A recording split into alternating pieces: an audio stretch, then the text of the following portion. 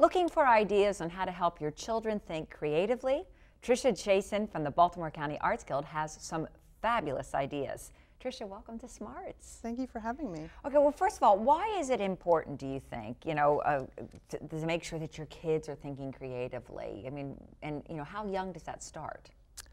Well, process? I would say 2, 3, 4. You want to start giving them ways to develop creative problem-solving skills, because there's a long time before abstract thought, and we need to have the creative problem-solving already well underway so that they can then get into fields like science and engineering, become doctors and computer programmers and things like that, and they need those creative problem-solving skills for all those things. Not everyone is going to become, a painter or a dancer when they... So we're not thinking correctly if we think, oh, well, you've got the arts here, and then that means that child's going to go into the arts, but if you're science, or no, absolutely not. They feed into each other. Right. Some of the top researchers, some of the top doctors and scientists and engineers, all you would see they are musicians, they're painters, they're sculptors.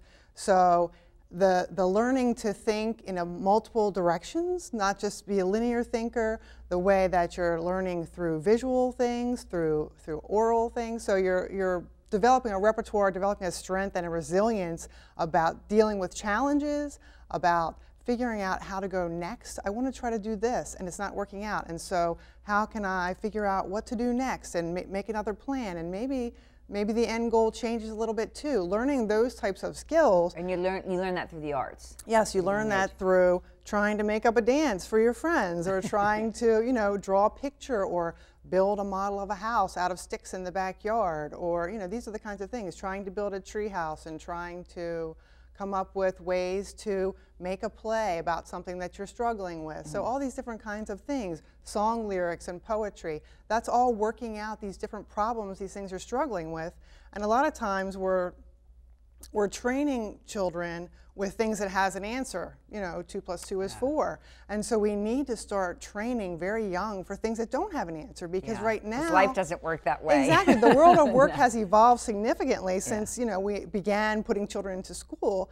And so now there's a whole series of things that we don't know the answer to. And we're going to need our young people to be able to solve problems about the environment, about medicine, about the human body, about social problems that we have. And so we need to have them develop this strong sense of coming back to it again and again, even if something doesn't work the first time or the second time. All right, well, you've sold me on that. I didn't need to be sold, but perhaps many of our listeners did. Right. So now we need some advice and ideas, because I think a lot of parents, have their kids' time structured. They send them off to camps or to these different classes or to, practices and things where the parents aren't involved. So if the parents want to take more of a role in this and create this kind of environment, can you give me some specifics, some ideas? So one thing is to get out of your comfort zone a little bit and let your children go out of their comfort zone a little bit. Okay. So maybe sometimes there would be a camp or a weekend, or coming to the Baltimore County Arts Guild has a Second Saturdays program. What happens at the Second Saturdays? All different kinds of art making. So usually we'll look at some kind of art as inspiration, or maybe we'll look at some sort of outdoor thing,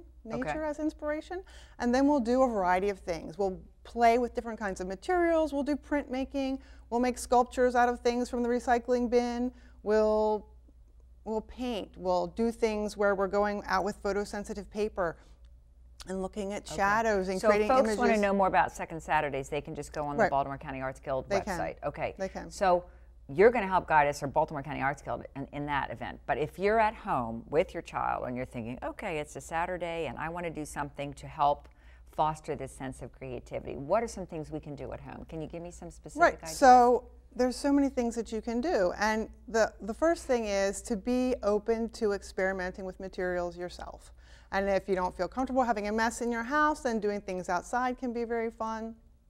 And it doesn't take a lot of money or some kind of special thing. Just be creative on your own. Just laying on the ground, looking at the clouds, and what do you see, and what do they look like, and looking at things around you. The leaves are falling down, making patterns with the leaves, doing rubbings with the leaves, building things out of sticks. Can you make a little family out of something you find in the backyard? Oh. Can let's go for a walk. Let's see what we see. Let's collect something. You know, let's collect seeds. Let's collect pods. Let's look at the different shapes. So developing visual acuity and developing a sense of play is really important to help develop this creative problem-solving skills. Oh yeah, well it's terrific, and I encourage folks to take all your advice today. Check out the Baltimore County Arts Guild, because they do offer all this activity and guidance, and you're part of that organization, so I'm sure you'll be there to add a little bit more to all this. But thank you so much, and I'm going to think about how I can go play now too. Yeah, and it's not just for kids. You know, adults get a great benefit from participating and having play. And a great way of bonding with your child. Exactly. All right, well thank you so much. You're welcome. All right, I'm Carolyn Blackstotier, and this is SMARTS, the Baltimore County Arts and Culture Show.